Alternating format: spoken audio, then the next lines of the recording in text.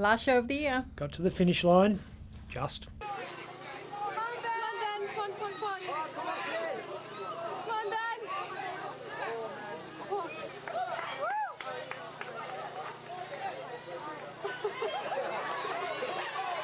It was a year punctuated by the exploits of complete idiots whose talent dysmorphia stained public policy almost daily. A lot of contenders for the up late losers of 2024 awards. These are in no particular order, and to kick things off, come on down former Immigration Minister Andrew Giles. Wouldn't be a Labor government without an immigration bin fire, and Giles came with matches. After flooding the country with migrants who then bought all the houses, Giles lost control of dozens of foreign criminals freed from indefinite detention by the High Court, and then defended the whole debacle in a series of parliamentary speeches which were the audio equivalent of stepping on Lego. I relied on information provided by my department at the time, which has since... Order. Second on the list is Senator Fatima Payman. The woman who was completely anonymous until she crossed the floor to vote with the Greens on a motion accusing Israel of genocide, is now an independent after being arseholed by the party which paid for her election campaign. She subsequently spent 20 grand on a listening tour of her electorate where she heard from the love it or leave it, off we're fool punters who didn't realise they were voting for a Muslim woman when they ticked above the line in 2022. Number 3 on the list of this year's losers is the left, which proved that as well as having bad aim, it has bad political intuition, having failed to get the hint that voters aren't responding to being yelled at about climate change, It's so damn hot. immigration, They're eating the dogs. and transgender politics. Why can't I identify as a black lesbian? Question for 2025 is, what will progressives do differently to win back those disaffected voters? There is not a thing that comes to mind. At number 4 in the shame files, we have Wayne Swan.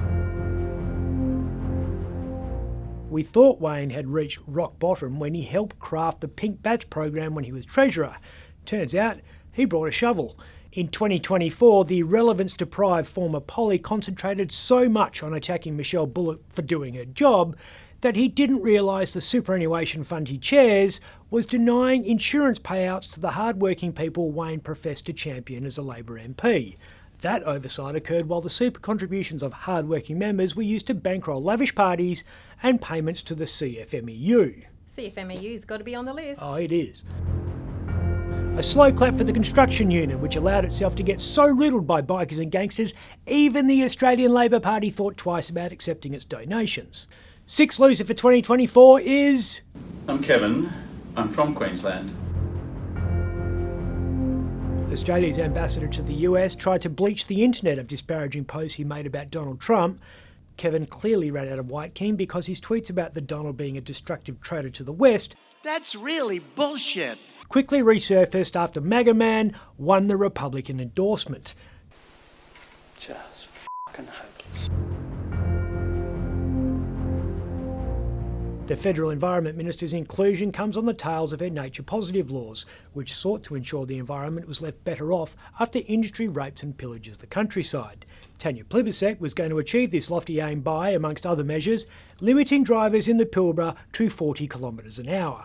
You're speeding, I can see it. 8th loser of 2024 is the Environmental Defender's Office, which was so desperate to stop oil and gas companies doing their thing, they just made shit up. We've got a double act at number 9. After bending over Qantas customers without the good grace of offering a reach around, Ease it in there inch by inch, like a gentleman. Richard Goyder and Alan Joyce were dragged kicking and screaming from seat 1A as details of how they rooted the Red Roo came out in a new book. ANZ comes in at number 10. Turns out you don't even need to be alive to be gouged by your bank. I see dead people. And a revenue opportunity. At number 11, we have Mineral Resources boss Chris Ellison.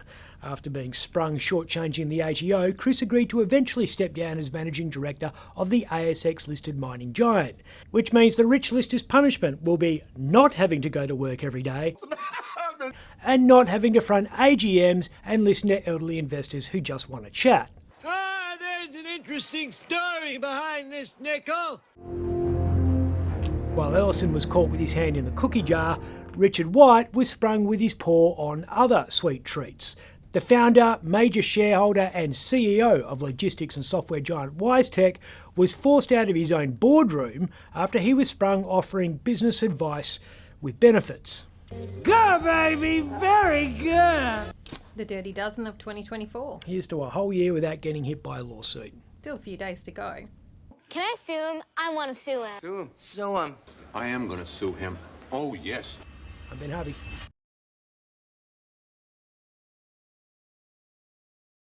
For more Up Late, click the subscribe button below.